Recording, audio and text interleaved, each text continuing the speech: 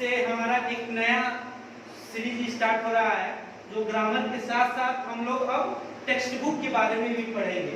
Text book के बारे में पढ़ेंगे, जैसे आपको पता है इंग्लिश रीडिंग टेक्स्ट बुक पढ़ेंगे क्लास 7 का, और लेसन का नाम है थैंक यू गॉड। इसके बारे में पढ़ेंगे क्योंकि ग्रामर के साथ साथ बुक रीडिंग भी बड़ा कंपलसरी है, क्योंकि जो भी ग्रामर पढ़ाया जाता है उसके यहाँ जो वो थ्योरी रहता है ग्रामर, और इसमें प्रैक्टिस किया जाता है। इसमें आपको जो भी पार्ट ऑफ स्पीच होता है, नरेशन होता है, टेंस होता है, इसी में देखने को मिलता है।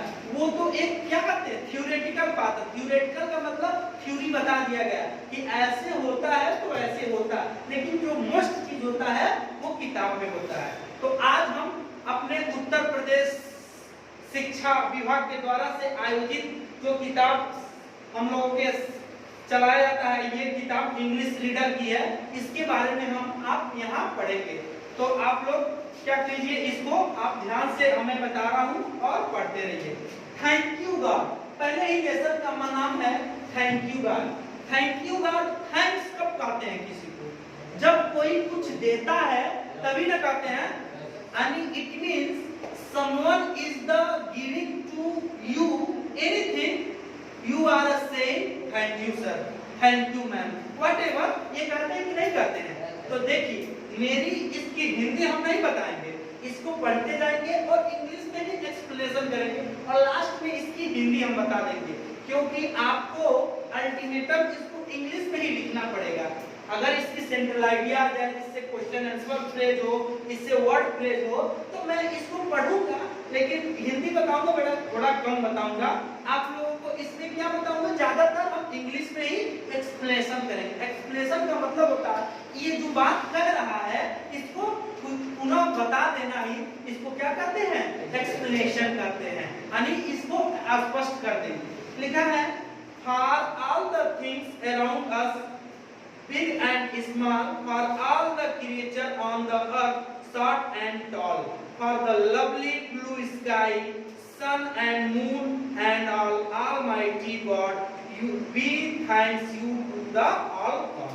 यानी कहने का मतलब ये होता है, कह रहा है for the things around us, जो भी हमारे पास है, यानी we are around east, west, north, south। यानी कहने का मतलब यह है कि for the all direction big and small thing given by the God, यानी भगवान के द्वारा दिया गया जो भी कुछ छोटा बड़ा चीज है, वो उसके लिए मैं आपको क्या कहता हूँ?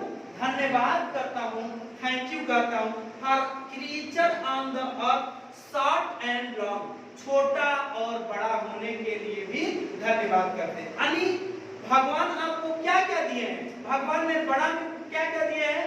बहुत बहुत पेड़ दिए हैं, बहुत बहुत झील दिए हैं, बहुत बहुत पर्वत दिए कि नहीं दिए?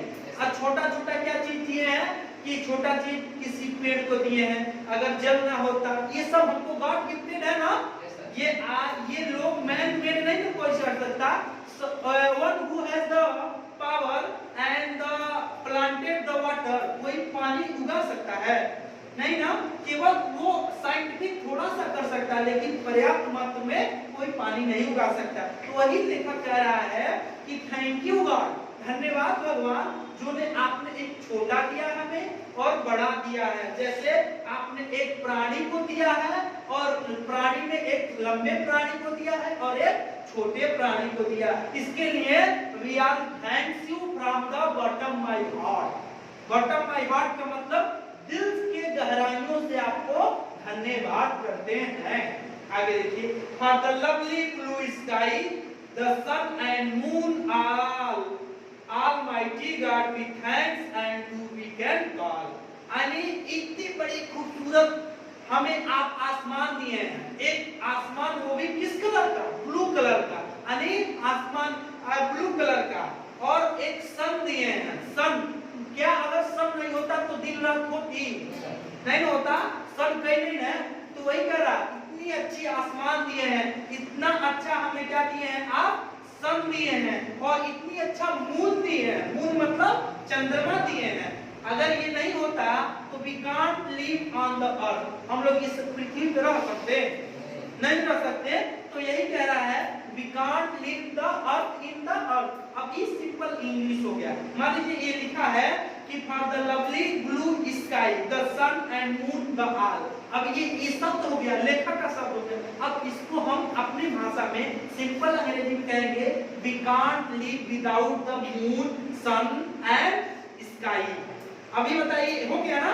अब 100 सिंपल इंग्लिश हमने समझ गया ना कि we can't, हम नहीं रह सकते, we can't live on the earth, हम नहीं रह सकते इस पृथ्वी पर without किसके बिना?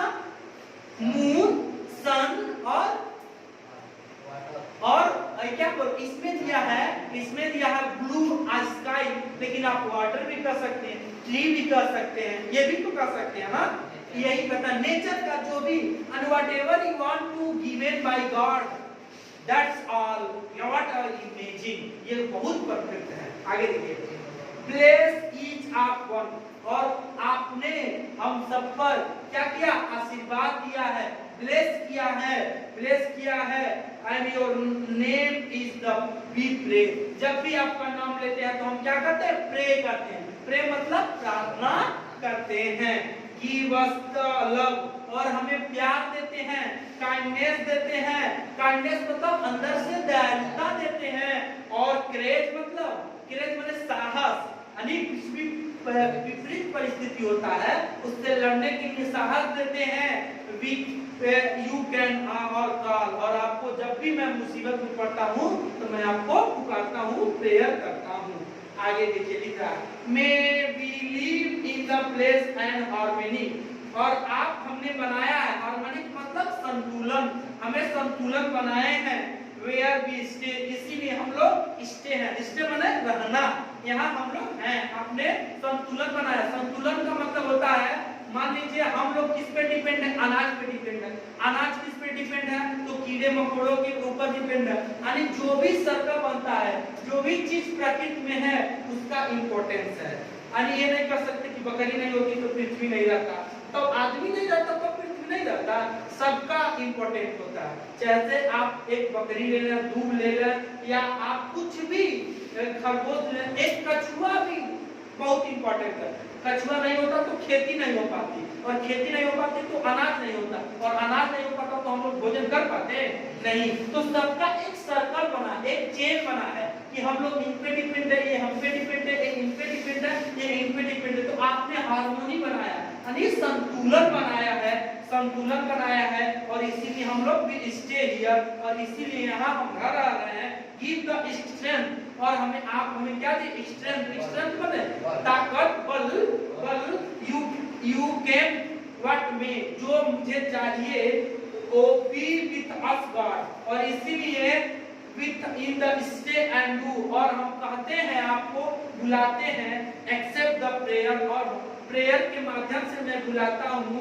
We go down to you, और वी गो डाउन, वो मतलब कि हुनी, डाउन माने झुका लेते हैं, और यू माने आपके सामने, यानी इन फ्रंट ऑफ, सामने। You are go down in front of शीतलामा, you are go down in the front of क्या? काली जी, यानी जो भी भगवान होते हैं उनके आगे अपना मस्तक हो जाते हैं ना। गो डाउन का मतलब सिर झुका लेना, तो आप झुका लेते हैं कि नहीं झुका लेते?